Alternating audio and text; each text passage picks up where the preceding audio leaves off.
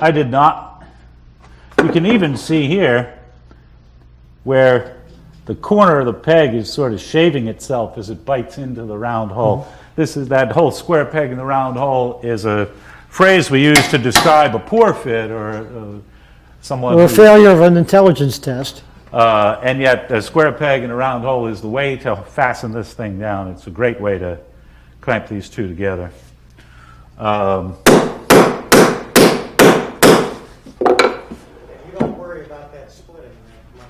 I worry about none of it. This is not to worry. I grew up reading Mad Magazine. Let me worry. It's real approximate woodworking. You can get away with so much. What are you going to split? You're not going to split this piece if you've sized that peg carefully. And to do that, what I had Nathaniel do yesterday is drill a test hole in a piece of scrap wood and start to get that peg so that it will fit. And then show the and that projection gives on the you an bottom. idea of where you want to head to. And so you take it from there. I think I probably want to hold off. I mean, you get the idea of that, but I want to knock that back off when it's a little quieter and line that seat up, because the seat got a little shifted, so it's crooked on the stool, and I can salvage it at this point, and I'd rather do that. Alrighty. So we probably have time to look at your slides and to take questions. First of all, I want an applause for Peter Follensby.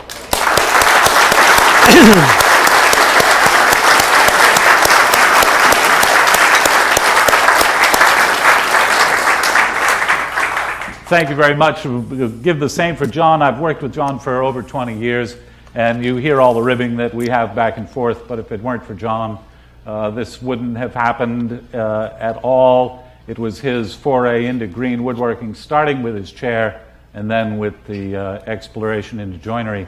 It took his chair-making experiences to recognize in these surviving artifacts the processes that he was familiar with in the chairs, and John is the one who's responsible for me having a career. Thanks to John. Thank you. So I think we're going to, if Mary and Steve can rig it up, we're going to look at the slides. Okay, I would like to say something about this transition from the chair to the joinery. One of the kindnesses, or the many kindnesses that Peter and I have been shown, is museum people, historians, academics, wood technologists who have been kind beyond belief to two people who were dealing with an arcane, unknown subject that nobody really gave a damn about. But I must say we were enthusiastic, and these people read that and they took time.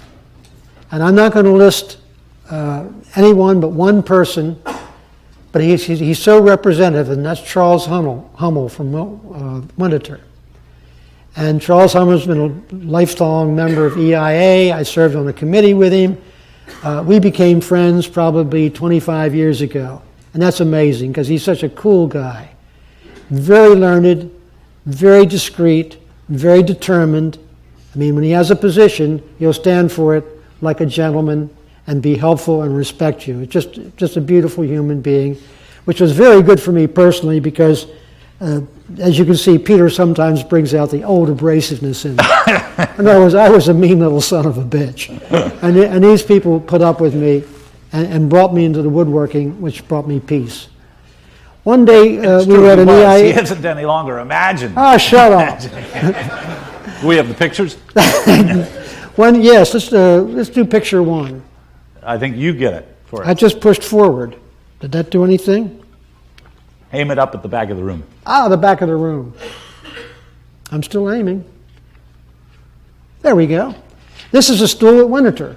My. Charles Hummel says, yes, John, you can come up anytime and examine, measure, photograph the stool. But how did this happen?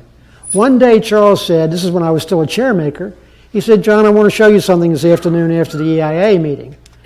And so we went and looked, and he opened a 17th century stool. 17th century chest, pardon me. And It was all covered with these valuable little pots and brass things. He picked up with his necktie and waddled them over and put them somewhere else. They're probably worth about, $200,000 or so. And he opened up the chest wordlessly. And I looked at the back two posts, they called stiles, okay? And there was a knot here and a knot there. They were book-matched knots, which meant to me that those two pieces of wood had been together and had been split apart. And, they were the two adjacent pieces of wood. And indeed, when I looked at the front posts, there was also evidence of the knot. These four stiles had been split out of a piece of wood adjacently, right around an array plane. And you could see the splitting, you could see the hatchet marks, again, the typical cat doing in the knitting basket. And I realized that piece of wood was rived. And I looked more, and the whole damn thing was rived. And I said to myself, I will never go to the lumber yard again. And I haven't, unless it was for building materials. And I also said something very significant.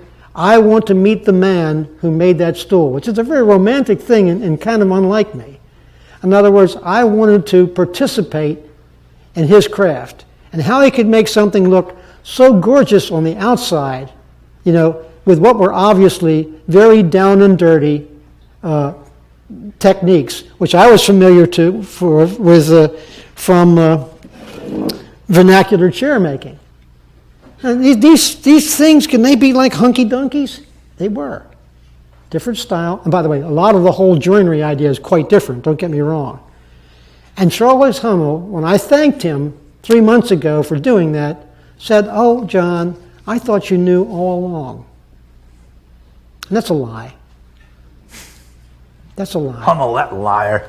Charles Hummel, this great gentleman, knew inside him somewhere else that there was a time for me to understand that joiners were just as down and dirty as chair makers, inside the construction. Press the button. And to this very day, he denies that he taught me something. That's incredible. And that just like the people who made these things are teaching Peter and I things, and we'd love to share it with you. Okay, now this is a joint stool at Winterthur. This is most of my stools here are based off this splay of the legs and blah, blah, blah. I make mine lighter because I'm a freako. I shouldn't, but I do. It's a beautiful stool. By the way, have you noticed the projecting pegs? And you notice these pegs project more than these pegs? And you know what that means? That means that the growth rings are running this way. Okay? Fair enough. If we had the stool here, we could demonstrate it. I push forward again. Oh, I have to press up the stairs. Question. Is the top on that angle? Pardon me? No. The top is oak. The Yeah, corners. I was saying earlier that photographing a joint stool is a pain in the neck. Yeah. They always come out, the angles look crazy. All right, now here's the stool that Peter, after he crept back to New England, went to the Museum of Fine Arts. Museum of Fine Arts in Boston. And this is where was the stool made, Peter? Oh, probably Duxbury or Marshfield in Plymouth Colony. Replaced top, chopped down, lost its feet. I've since seen a related one that still has parts of its feet. So this is, this one looks like it's been sandblasted or something. It's been really scrubbed. And notice this simple rabbet with the chops. And there's a scratch molding here. Mm-hmm. Okay? And so this was Peter's teacher. Peter met the guy who made this stool, so to speak. Did I press? Oh, come on, I'm pressing. It's depressing when I press. Okay, now here we are.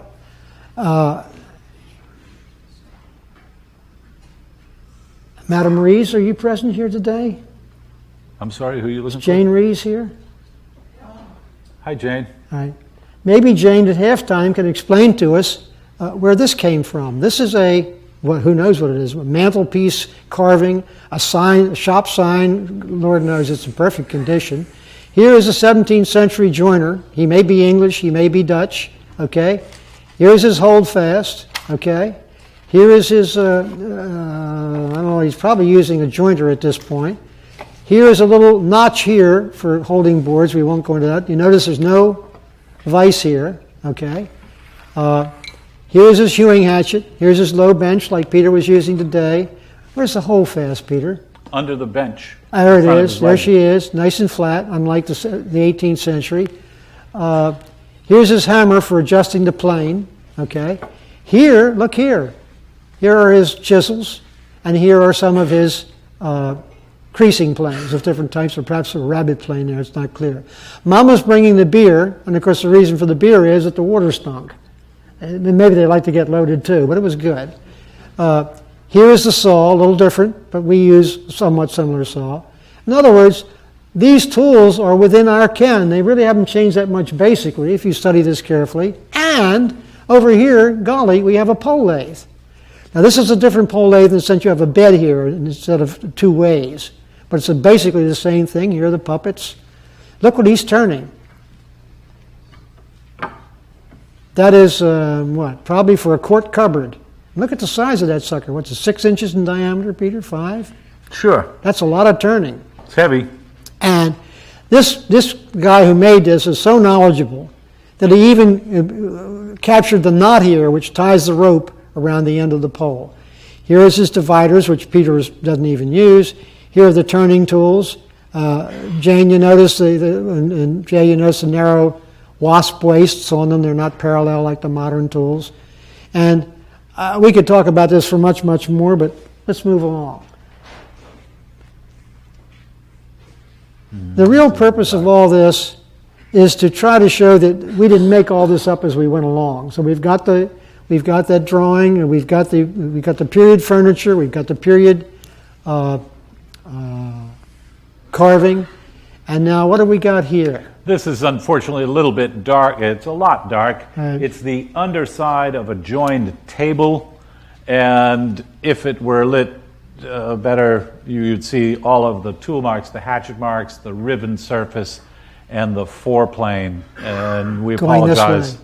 Apologize. You for can that see a hint slide. of it here. Those aren't saw marks. The whole thing is okay. And let's So, move along. But it's yeah, there. yeah, Believe it's- us. Oops. Can't read it. Okay. Now here is the 17th century Joseph Moxon print of the fro. Randall Home. Is that Randy? Randall Home. Okay, It's- if you it's say the- so. I'm not it's going to the- argue with you. It's the only picture of a fro. Is that right, Jay? Jay left the room wisely. Wisely. That was a good Randall one. Home published his work in 1688. It's a treatise on coats of arms, on heraldry, but it has a great selection of information about woodworking tools and woodworking trades. And this is the only English depiction of a fro. He calls it a lathe axe for splitting out lathe for plastering walls. I pushed. I swear They're I slow-moving pushed. slides. There you go. Okay. Now this shows you what wood does when it dries. Okay. These are the growth rings. These are the rays.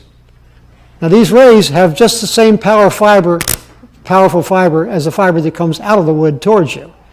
If you've got a piece like Peter arrived out today, and if you, with a ray plane on the long face, okay, and you let it dry, you're going to find this pattern. This is how it's going to shrink. And you see how it's going to shrink in an orderly and regularly and predictable fashion. If you look here, on the other hand, where you arrive across the growth rings, and look what happens. This is the rules of the game. And that's why when you're dealing with boards, long boards running across the grain, get a saw. Next. So we've also studied the nature of wood. Now, Peter, this is one of your favorites. You want to do this one? It's the inside of the bottom of that stool made in Duxbury, and shows the piece on our left coming into this leg is the lower stretcher, and that shows its tapered cross-section resulting from having riven the stock out of a piece of wood. No need to rectify that inner face. You can just leave it tapered. In fact, it runs all the way it was what is now the top of the slide, comes all the way to the back of the tenon. So it tapers from about 7/8 of an inch thick down to about 5/8 of an inch thick at the base there. And also, this is the inner shoulder, which isn't touching the stile. You see the distance there? And here are the pegs, and here, this corner is taken off. Now, Peter and I really appreciate this chamfer because it tells us what's the inside and what are the good faces. The good faces are opposite to this. They're out here and out there. But also, it allows the pegs to pass each other without interfering. Moving right along. Okay, now this is one of Randall Holmes' own drawings. He went around and drew the pictures, and this is a jointer, okay? 17th century jointer, quite simple. He gives the parts. Here's the wedge. The plane bay was called a bit, or an iron, they called it also. What's that say? Handle. Handle. Oh, good, funny writing. And here's the sole down here. The stock is the whole thing. And on another drawing, I think of a four-plane, he points out this is the toe and this is the heel. Ho, ho, ho. But there are so many different versions of planes, and they change over time, that it's very refreshing to see a guy who obviously had a good eye and went and actually looked at some planes and drew them for his printer. Next. Okay. Now this is an interesting, this follows up Jay's wonderful recent article in Tools and Trade, because this is a smooth plane. Funny little sucker. Look, it's got these little bumpies here, right? And it looks like a sort of a boat, and it's got a little tote here up the front, and then your hand obviously fits back on this back curve and pushes this, say a 9-inch plane along. This is a plane which I think everyone agrees is of Dutch origin, and yet it shows up. This is Randall Holmes' picture, number one. Number two, we have two surviving instances of this 17th century plane found in New England. Jay infers from this and other evidence that there was a continental tradition of joiners' tools, and this, of course, is one of them. Let me explain the reason for these little bumps. You adjust the plane blade by tapping on the front or the back, and then you tap forward, the blade comes back, you tap backwards, and blah, blah, blah, blah. This is kind of nifty because with all these wonderful, comfortable things for the hand, you got nothing to hit. So they actually drop the sole down, 5/8 of an inch. So you actually tap here, and you hold the plane upside down by the horn, and you tap these projections, and I tell you, it beats any adjusting plane mechanism that you can see. Wooden planes are wonderful. They're cheap.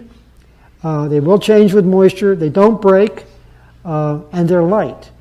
And this nonsense about heavy planes doing a better job is something that Peter and I will be happy to argue with you throughout lunchtime or up until midnight for that matter. Next. Here's one that my friend Tim sent me. This is probably made, I imagine, in the 19th century. We can't really read the blade, but maybe Jay can help us with that. This plane is here, right, Peter? Mm-hmm. So we can show it to you. And Jay and Jane and anyone else who has any knowledge about these things, we'd be delighted to hear from you. And you can see the Nakadaka places. Okay, moving right, that's a beauty. Moving right along. Okay, now here we are looking at the Jake stool that we looked at before, and a wood boring insect, by the way. See him there? Don't let him in the museum. Okay, and this is the mortise gauge mark. Okay, here's the outer surface touching. Here's the inner surface cut away. Fair enough? And this one's a little bit of a failure, by the way. But that we see time and time and time again. So we didn't make up this funny shoulder cross section that we explained to you and showed you the wonderful pictures were made of. This is the real thing, and we find this time and time and time and time again. I don't think, Peter, I have ever seen a piece of 17th century joinery where both shoulders were perpendicular to this piece and were at the same, how do we put it, the same point, parallel to each other. Is that a fair statement, Peter? It's fair that you say you've never seen it, sure. What about you, Peter? Sure. Okay, well then why didn't you say so instead of caterwauling against this kind old man? Tell them about this picture. Lunch is coming. Oh yes.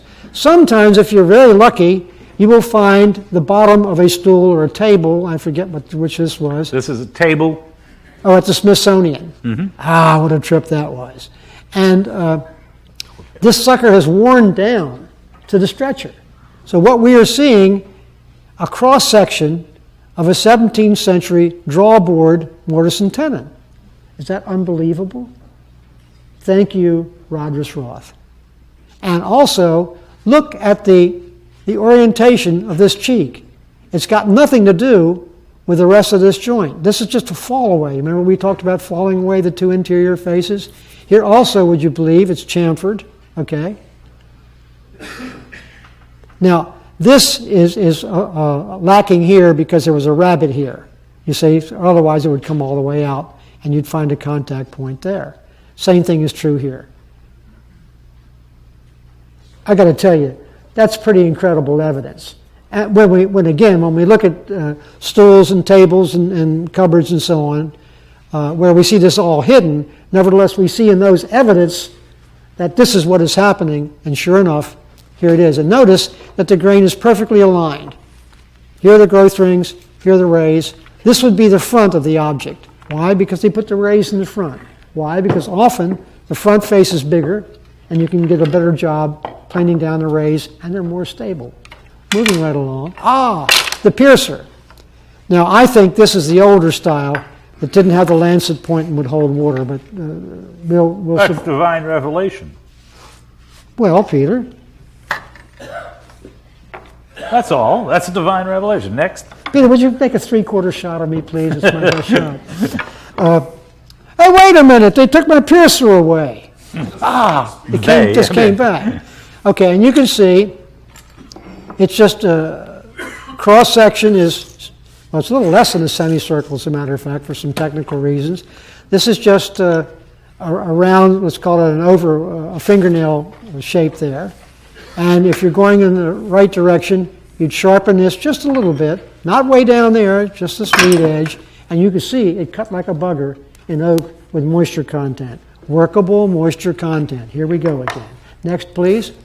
The detent. Okay?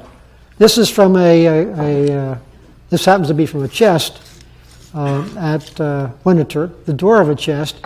And this shows you the interference hole after 300 years. Rather than seeing a perfect circle, you see, this is interfered, and that is the tenon.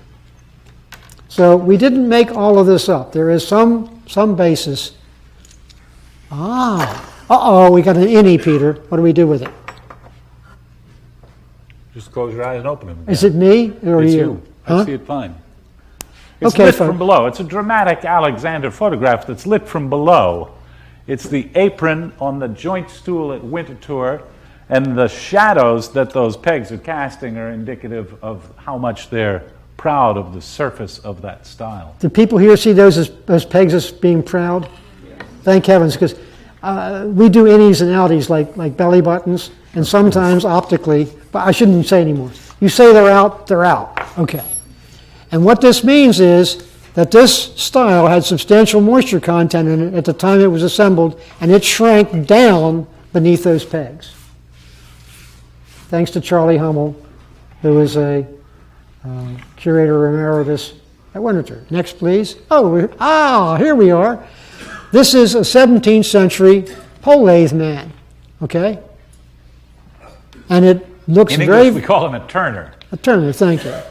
And this is very similar to what we saw Peter doing, but Peter didn't have the pretty hat. Again, the tools are on the wall, and he may have some support back here. That's not clear.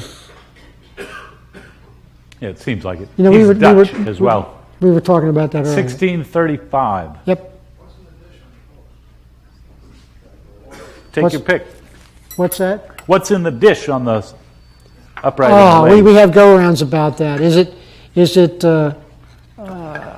Lubricant or something? lubricant because those fids will really make a horrible squeak and burn, as a matter of fact, actually stink up the joint.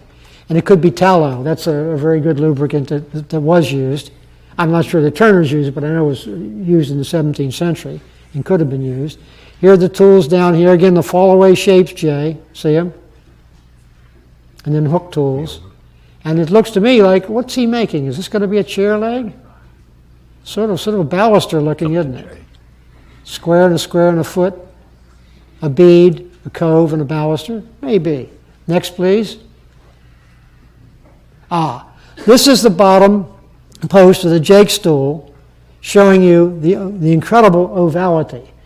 And though that is cut off at an angle, we photographed it right down that line. You see what I'm saying? So this is not, this is oval in fact, not just because the stool is canted at the bottom. As you can see, the leg is just going straight away from us. And here again, growth rings, raise, and the wood shrinks twice as much in this direction, the direction of the growth rings, as it does in the raise. And that's why this is a good evidence of early turning in green wood. And we'll take it from there. Next, please. Aha! Here is an assembled, is this probably the Jake stool too, isn't it, Peter? Yeah, I think so. Okay. First of all, here's the inner shoulder, or the inner non-shoulder. And there are the little brown roach colonies in there, okay? And then look over here. Hatchet mark, okay? Riving marks. We're